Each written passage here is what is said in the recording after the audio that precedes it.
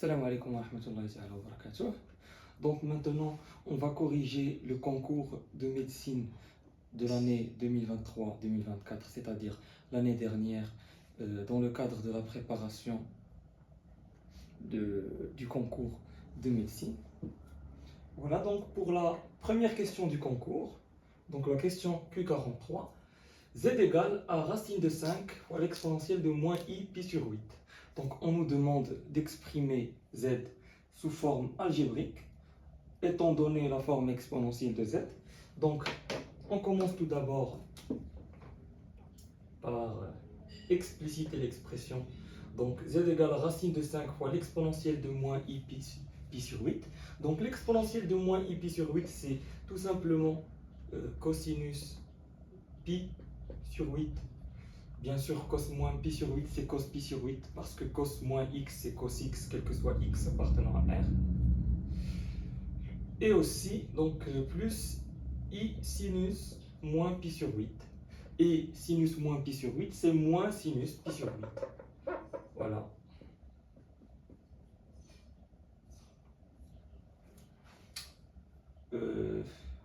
Ceci fait. Donc ici, ce qu'on va faire, puisqu'on a un angle qu'on ne connaît pas, donc on n'a pas de valeur précise, on n'a pas appris la valeur précise de cosinus pi sur 8, ce qu'on va faire, c'est qu'on va utiliser des formules trigonométriques assez utiles pour utiliser un angle qu'on connaît. Donc on a ici pi sur 8. L'idée, c'est de multiplier par 2, parce que si on multiplie ici par 2, on aura pi sur 4. Voilà, donc si on a pi sur 4, donc automatiquement on peut calculer, puisque cosinus pi sur 4 et sinus pi sur 4 sont égaux, et ils sont égaux à racine de 2 sur 2. Donc la formule qu'on va utiliser, ou bien les formules qu'on va utiliser, c'est tout simplement donc cosinus carré pi sur 8 égale à 1 moins, bien 1 plus cosinus 2 fois pi sur 8 qui est égal à pi sur 4 sur 2. Et sinus carré de pi sur 8, c'est aussi 1 moins cosinus de pi sur 4 sur 2. Donc ce sont des formules assez connues que vous devez connaître pour passer votre concours. Voilà, donc ici on a un carré, on va faire la racine. Bon, tout d'abord, il faut vérifier que cosinus, donc si on met la racine ici, eh bien il faut mettre une valeur absolue. Donc on met la valeur absolue. Or, il faut remarquer que pi sur 8 appartient à l'intervalle 0, pi sur 2. Or, dans cet intervalle, le cosinus et le sinus sont positifs. Donc, on peut enlever la valeur absolue. Voilà. Donc, on a dit que cosinus pi sur 4, c'est racine de 2 sur 2. De même, bon, donc ici, on aurait racine de 2 sur 2. Donc, racine de 2 sur 2. On multiplie par 2 en haut et en bas. Donc, ça va donner 2 plus racine de 2. 2 plus racine de 2. Et en bas, ça va donner un 4. Et ici, ça va donner 2 moins racine de 2 sur 4. Et bien sûr, racine de 4, c'est 2. Donc, ça peut sortir de la racine. On garde la racine en haut et en bas. Ça devient 2. Et ici,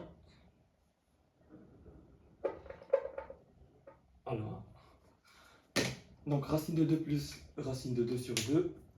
Donc ici, certains ils vont commettre une erreur assez grave. C'est qu'une fois avoir trouvé le cosinus et le sinus de pi sur 8, donc ils vont remarquer cette expression et l'expression qu'on a ici dans la proposition D, et ils vont oublier qu'on a un module ici qu'il faut multiplier par le module. Donc il y en a qui vont directement trouver ces valeurs et conclure que la réponse correcte c'est D, mais il ne faut pas oublier de multiplier par le module. Donc voilà, donc on va multiplier par le module. Bon, on multiplie par le module ici et ici pour voir ce que ça donne. Donc on multiplie par racine de 5. Donc racine de 5 fois racine de 2 plus racine de 2. Donc le 5 entre dans la racine et on aura ici 10 et là 5 racines de 2. De même ici, en multipliant par racine de 5. Donc racine de 5 fois racine de 2 moins racine de 2, c'est racine de 10 moins 5 racine de 2. Voilà. Donc, on conclut que z égale à racine de 5 fois cos pi sur 8 fois... Bon, non, pardon, ici. Donc ici, en fait, on a développé. Donc, on développe par racine de 5. Ça va donner ça. On a calculé racine de 5 fois cos pi sur 8. C'est racine de 10 plus 5 racine de 2 sur 2. Et là, on a moins i. Donc, parce qu'on a moins racine de 5 fois i, donc moins i racine de 10 moins 5 racine de 2 sur 2. Voilà, donc la réponse correcte, c'est A. Bien sûr, ce sont des calculs assez simples. Faut juste, donc l'idée c'est de se souvenir de la formule trigonométrique qu'on a utilisée. Voilà, je trouve que c'est la meilleure méthode pour résoudre cette question rapidement. Parce que les autres méthodes, oui, il y a d'autres méthodes. On va par exemple procéder par élimination des cas, mais je pense que ça va prendre beaucoup de temps parce qu'il faudrait calculer les modules de chacune des expressions A, B, C, D, E. Or, c'est assez lent. Donc, je préfère cette méthode. Après, à vous de voir. C'est un concours. L'objectif, c'est de trouver la réponse avec un minimum de temps. Donc, à mon avis, c'est la meilleure méthode pour trouver la réponse rapidement.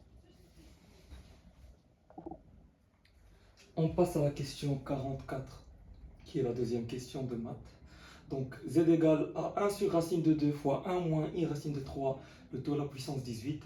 Donc, on nous demande de calculer sa valeur algébrique. Donc, c'est une question assez simple. Il faut juste passer de la forme exponentielle. Donc, utiliser la forme exponentielle pour exprimer z.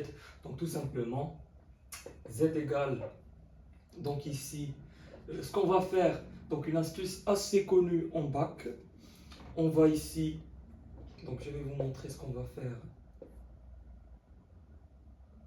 le tout à la puissance 18, donc là on a 1 moins i racine de 3, donc ce qu'on va faire, on va diviser par 2, et on va multiplier par 2, parce que ceci fait, on a ici 1 demi, qui est le cosinus de pi sur 3, et racine de 3 sur 2 qui est le sinus de pi sur 3. Donc ici on a un moins. Après ici si on met un moins dans le cosinus, ce n'est pas grave. Parce que la fonction cosinus est paire. Donc cos moins pi sur 3 c'est cos pi sur 3. Et là si on met un moins, alors on aura moins i sinus pi sur 3. Voilà, donc c'est bien plus i sinus moins pi sur 3. Donc ici, 1 demi moins i racine de 3 sur 2, c'est exponentielle moins i pi sur 3. Une fois qu'on a établi cela, donc la question se fait directement. Donc 1 sur racine de 2. Donc là, 2 sur racine de 2, c'est racine de 2. Donc ça donne racine de 2 à la puissance 18 fois exponentielle moins i pi sur 3 à la puissance 18. Donc racine de 2 à la puissance 18, c'est 2 à la puissance 9. Et exponentielle moins i pi sur 3, c'est exponentielle moins i 6 pi. Voilà. Or exponentielle moins i, moins 6 pi, donc pardon, moins i 6 pi, c'est 0, c'est 1. Parce que 6 pi est congru à 0 modulo de pi. Donc exponentielle d'une valeur congrue à 0 modulo de pi, c'est 1. Et voilà, donc z égale à 2 à la puissance 9. Donc 2 à la puissance 9, c'est 512. Moi, comment je le fais? Personnellement, je sais que 2 à la puissance 10, c'est 1024. Donc cette valeur, je la connais. Donc 2 à la puissance 9, c'est 1024 sur 2, qui est égal à 512. Donc pour ceux qui ne connaissent pas les valeurs, je pense que c'est facile. Il suffit juste de calculer donc 2 fois 2 fois 2, je ne pense pas que ça prendrait beaucoup de temps. Donc 2 fois 2, 4. Donc 2 au carré, c'est 4. 2 au cube, c'est 8. 2 à la puissance 4, c'est 16. 2 à la puissance 5, c'est 32. 2 à la puissance 6, c'est 64. 2, donc on ne fait que multiplier par 2 à chaque fois. 2 à la puissance 7, c'est 100, c'est 128. 2 à la puissance 8, c'est 2 fois 128, c'est 256. Et 2 à la puissance 9, c'est 512. 2 à la puissance 10, c'est 1024, etc. Donc c'est un calcul assez simple. Donc directement, la réponse c'est 512. Et la proposition correcte est la proposition C. Pour la question 45, donc on nous demande l'ensemble des points Zm vérifiant Z plus 1 sur Z moins 1 appartenant à IR. Donc on nous donne quelques propositions. Donc ici, si vous remarquez directement, c'est une astuce. Donc pour la détermination des ensembles des points dans les nombres complexes. Donc j'ai fait toute une vidéo sur les nombres complexes. Donc dans la partie des nombres complexes, j'ai fait une vidéo où j'ai parlé de tous les ensembles de points. Donc j'ai traité tous les cas possibles. C'est un cas particulier. Donc normalement en concours, vous êtes censé connaître directement le résultat, donc sans procéder à l'étude de l'ensemble des points. Donc directement, vous devez connaître le résultat. Donc je vous invite, donc, pour ceux qui ne connaissent pas l'astuce ici, je vous invite à voir ma vidéo sur l'ensemble des points, la détermination des ensembles des points dans les nombres complexes, et vous aurez une idée de quoi je parle. Donc ici, je vous dis directement, on applique une astuce qui dit que si pour un point A d'affixe ZA et un point B d'affixe ZB, on nous demande l'ensemble des points Z vérifiant ZA, Z moins ZA sur Z moins ZB appartient à IR, donc directement c'est le cercle de diamètre AB privé de ZB ou bien de B. Voilà, donc B d'affixe ZB. Donc ça peut aussi se traduire par le cercle. Donc si le cercle est de diamètre AB, donc bien sûr A d'affixe ZA et B d'affixe ZB, donc le centre du cercle, il serait d'affixe ZA plus ZB sur 2. Et donc de rayon, donc le rayon, ça serait le module, donc ça serait le diamètre sur 2, donc le module de AB sur 2, ou bien le module du vecteur AB sur 2. Donc le vecteur AB, il est de coordonnées ZB moins ZA. Donc ZB moins ZA, c'est voilà, donc ZB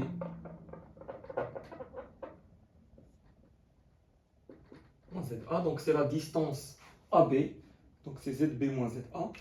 Donc puisqu'on veut le rayon, donc c'est la distance sur 2, c'est le diamètre sur 2. Donc vous pouvez connaître directement cette formule, ou bien vous pouvez la déduire d'ici, vous faites comme vous voulez. En tout cas, c'est une astuce assez classique.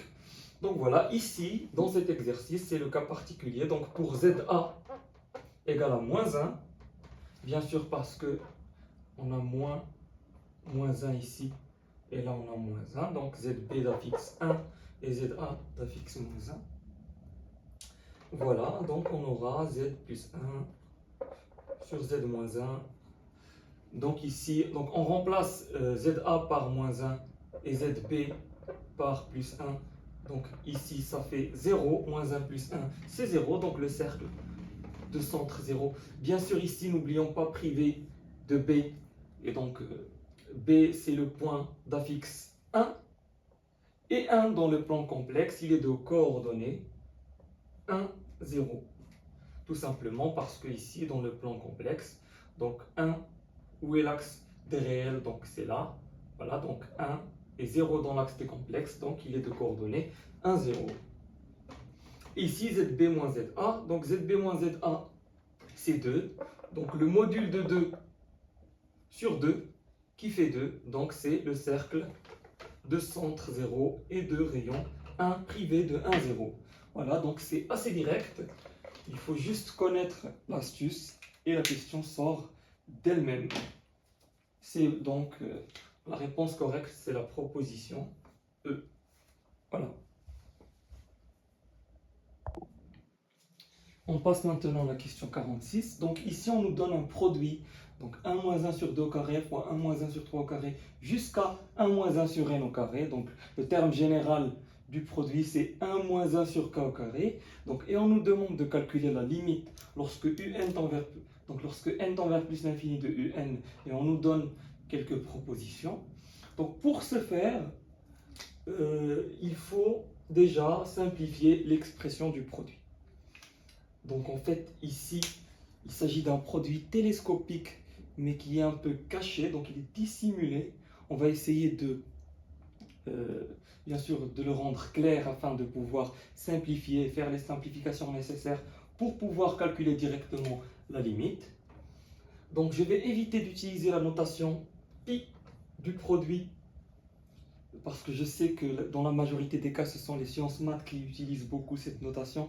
Et je sais aussi qu'il y a beaucoup d'élèves sciences physiques et sciences de la vie et de la terre qui préparent le concours de médecine. Donc, je vais garder le produit sous cette forme. Voilà. Donc, ce qu'on va faire ici, tout d'abord, c'est qu'on va réduire le tout au même dénominateur. Voilà. Donc, on réduit ici 2 au carré. Là, on aura donc 2 au carré moins 1 si on réduit au même dénominateur. De même ici, on aura 3 au carré, et là 3 au carré moins 1. Voilà, donc ça va continuer comme ça. Ce sont les mêmes facteurs qui se reproduisent jusqu'à n au carré. Et quand on réduit au même dénominateur, on trouve n au carré moins 1. Donc ce qu'on va faire ici, c'est qu'on va appliquer l'identité remarquable. Donc a au carré moins b au carré. Et un devient 2 moins 1, facteur de 2 plus 1, sur 2 au carré. 3 moins 1 fois 3 plus 1 sur 3 au carré, jusqu'à n moins 1, facteur de n plus 1 sur n au carré. Et voilà. Donc, on simplifie davantage. Ça va donner 1 fois 3 sur 2 au carré, fois 2 fois 4 sur 3 au carré. Donc, on va essayer d'ajouter un terme. Donc, au lieu de mettre des points de suspension, on va essayer d'ajouter un terme pour pouvoir remarquer comment s'écrit le produit. Donc, c'était quoi le terme suivant? C'était 4 au carré moins 1 sur 4 au carré, qui est égal à 4 moins 1 fois 4 plus 1 sur 4 au carré, qui est égal à 5 fois 3. Donc, voilà, donc 3 fois 5 sur 4 au carré. Voilà. Pardon. Jusqu'à n-1 fois n plus 1 sur n au carré.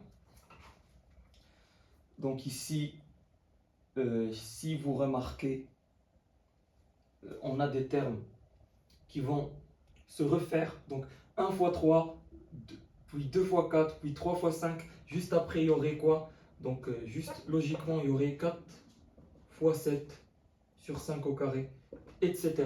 Donc si vous remarquez, 1 s'ajoute ici. Donc 1 plus 1, ça fait 2. 3 plus 1, ça fait 4. Ici, on a aussi 2 plus 1, c'est 3. 4 plus 1, c'est 5.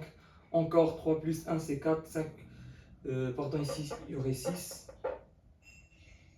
Voilà, il y aurait 6. Donc 5 plus 1, c'est 6. Et on monte donc de cette manière jusqu'à n-1 fois n plus 1. Voilà.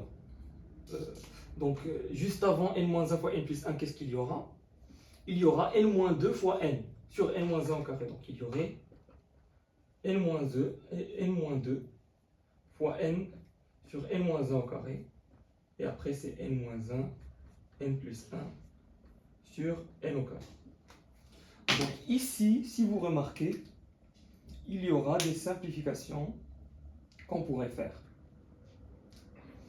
Donc, ici, 2 au carré, on peut l'écrire sous forme de 2 fois 2. 3 au carré, c'est 3 fois 3. 4 au carré, c'est 4 fois 4. 5 au carré, c'est 5 fois 5,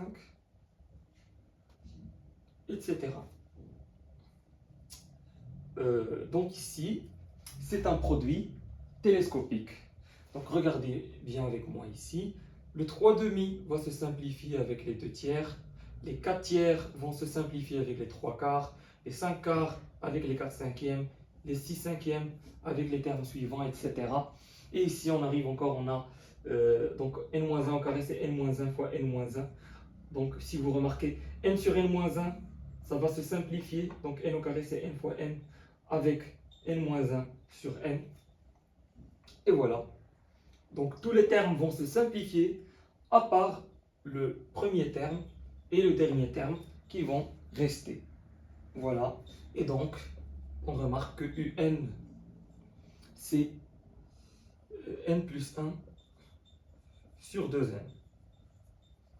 Et directement, la limite lorsque n tend vers plus l'infini de un, donc la limite de n plus 1 sur 2n, c'est égal à 1 demi.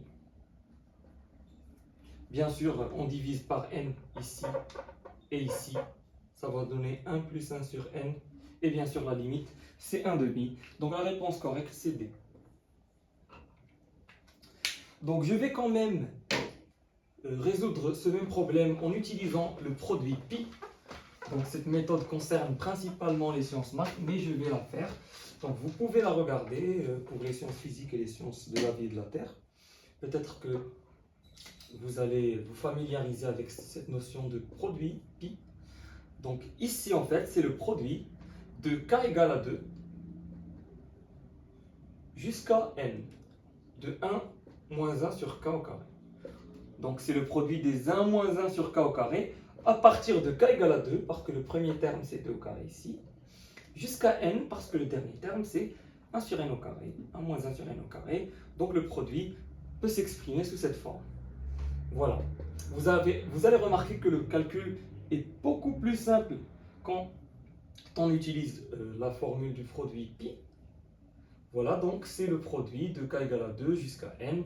On va réduire au même dénominateur, ça fait k au carré sur k au carré moins 1.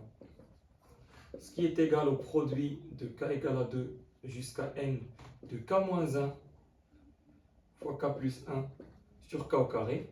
On peut diviser k au carré sous forme de k fois k. Donc k sur k, donc on peut séparer ces deux facteurs. On aura k moins 1 sur k. Ici k plus 1 sur k. On peut séparer les produits parce que le produit des produits c'est tout simplement, on peut séparer donc produit ici et produit ici. Donc on aura le produit de n de k égale à 2 jusqu'à n de k moins 1 sur k fois le produit de k égale à 2 jusqu'à n de k plus 1 sur k. Ici, c'est un produit télescopique directement. C'est le premier terme sur le dernier terme, parce qu'on a k-1 sur k, donc premier terme sur dernier terme. Or, le premier terme, c'est, pour k égale à 2, c'est 2 moins 1, c'est-à-dire c'est 1. Et ici, on aura le dernier terme, qui est n, donc 1 sur n. Pour le deuxième produit, donc on a k plus 1 sur k, donc c'est le dernier terme sur le premier terme. Le dernier terme, c'est n plus 1. Et le premier terme, c'est k. Pardon, donc pour k égale à 2, donc c'est 2. Voilà, donc directement par télescopage, c'est une méthode surtout pour les sciences maths. Donc je l'ai explicité tout à l'heure sans utiliser le produit, j'espère que ça a été clair. Maintenant, en utilisant le télescopage, c'est beaucoup plus simple et ça donne n plus 1 sur 2n. Et on aura aussi la limite, c'est 1 demi. Donc voilà pour cette question 46. Passons maintenant à la question 47. Donc on nous donne un Donc c'est 1 demi plus 1 demi au carré plus jusqu'à 1 demi à la puissance n. Donc il s'agit d'une somme géométrique. Et on nous donne ln de Vn est égal à un ln de 2. Et on nous demande de calculer les limites de un et de Vn. Et on nous donne quelques propositions. Donc pour cette question, j'ai remarqué une méthode assez intelligente pour calculer, pour calculer les deux limites sans passer par le calcul. Donc juste par élimination des cas. Donc je vais vous montrer qu'est-ce que j'ai fait. Donc j'ai remarqué que ln de Vn c'est un ln de 2. Donc Vn, on va composer par la fonction exponentielle et on va trouver que Vn est égal à l'exponentielle de ln de 2 fois un qui est égal à un ou bien qui est égal à 2 à la puissance un. Voilà, donc Vn c'est 2 à la puissance un. Dans toutes les propositions, on nous donne des valeurs réelles des limites. Donc on va admettre, donc les limites vont forcément converger. Donc la limite, lorsque n tend vers plus l'infini de Vn, peut s'écrire sous forme de 2 à la puissance la limite lorsque n tend vers plus l'infini de un. Et ce qu'on va faire ici, c'est qu'on va vérifier les valeurs qu'on nous donne. Par exemple, ici pour limite lorsque n tend vers plus l'infini de un égale à 1. Donc on va vérifier pour limite de un égale à 1, il faut trouver que limite de Vn égale à ln de 2. Sinon, c'est faux. Donc, vérifions. Donc pour limite de un égale à 1, on a limite de Vn est égal à 2, ce qui contredit la proposition A parce qu'on a ln de 2, donc la proposition A elle est automatiquement fausse. On refait la même chose avec B, donc ça va donner limite de Vn est égal à 2 à la puissance 1 demi qui est égal à racine de 2, et c'est faux puisqu'on nous propose, c'est pas faux, donc c'est la proposition B qui est fausse parce qu'on nous propose ln de 2 alors que limite de Vn dans ce cas c'est racine de 2. Pour la proposition C encore, donc limite de Vn, c'est 2 à la puissance 2 qui est 4 et on nous propose 1, donc c'est faux. Voilà, juste par la logique, on trouve une contradiction dans ces propositions. Encore la proposition D, donc limite de Vn, c'est 2 à la puissance limite de un qui est égal à 1 demi, donc 2 à la puissance 1 demi c'est racine de 2, et on nous propose 2, donc c'est faux encore. Donc normalement toutes les propositions sont fausses, donc normalement E doit être vrai. On va vérifier quand même. Limite de Vn est égal à 2 à la puissance un, et ici on nous donne un c'est 1, donc 2 à la puissance 1 qui est égal à 2, et on nous donne 2. Voilà, donc E est correct juste par élimination des cas. E est correct, donc c'est une méthode très très rapide pour trouver la solution. Donc la proposition correcte c'est E. Ceci dit, je vais aussi donner la méthode directe pour résoudre cette question. Donc je vais calculer un. Donc un est une somme géométrique. Donc elle est égale au premier terme qui est 1 demi. Directement en utilisant la formule, facteur de 1 moins 1 demi à la puissance nombre de termes. Donc le nombre de termes c'est n termes parce qu'on commence par 1 sur 2 à la puissance 1 jusqu'à 1 sur 2 à la puissance n, donc n termes, sur 1 moins 1 demi. Voilà. Donc 1 moins 1 demi c'est 1 demi, et ici on a 1 demi. Donc 1 moins 1 sur 2 à la puissance n. 1 demi se simplifie avec 1 demi. Donc un c'est 1 moins 1 sur 2 à la puissance n. Et voilà, donc limite de un, 1 demi est compris entre 1 et moins 1, donc sa limite c'est 0.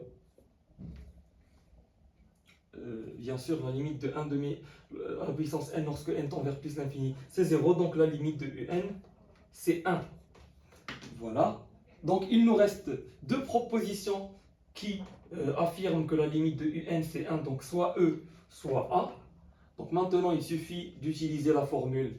Donc Vn est égal à 2 à la puissance un qu'on a tiré à partir de ln de Vn est égal à un fois ln de 2. Donc voilà, il suffit de remplacer un par 1. Bon, bien sûr, on a tendu vers l'infini, donc limite de Vn est égal à 2 à la puissance limite de un. Limite de un c'est 1, donc limite de Vn c'est 2 à la puissance 1 qui est égal à 2.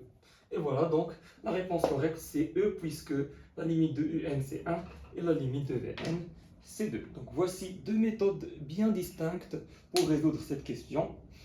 La méthode directe et la méthode maligne, ou bien la méthode par élimination des cas. On passe à la question 48. Donc on nous donne une fonction f de x définie par racine de x sur racine de x plus 2 racine de x. Bien sûr, le tout dans la racine. Donc la racine de x plus 2 racine de x. Donc et on nous demande de calculer la limite lorsque x tend vers 0 plus de f de x. Donc ici, il n'y a pas de méthode intelligente. Il s'agit de calculer directement la limite. Et d'ailleurs, ce n'est pas compliqué. Donc la limite lorsque x tend vers 0 plus de f de x qui est racine de x sur racine de x plus 2 racine de x, c'est la limite lorsque x tend vers 0 plus. On va unifier la racine puisqu'on a ici racine au numérateur et racine dans le dénominateur. Donc on met une grande racine de x sur x plus 2 racine de x. On simplifie par x. Et on garde 1 sur 1 plus 2 sur racine de x. Voilà. Or, limite lorsque x tend vers 0 plus de 2 sur racine de x, c'est plus l'infini. Parce que racine de x, lorsqu'il tend vers 0 plus, donc lorsque x tend vers 0 plus, racine de x tend vers 0 plus, 2 sur 0 plus, c'est plus l'infini.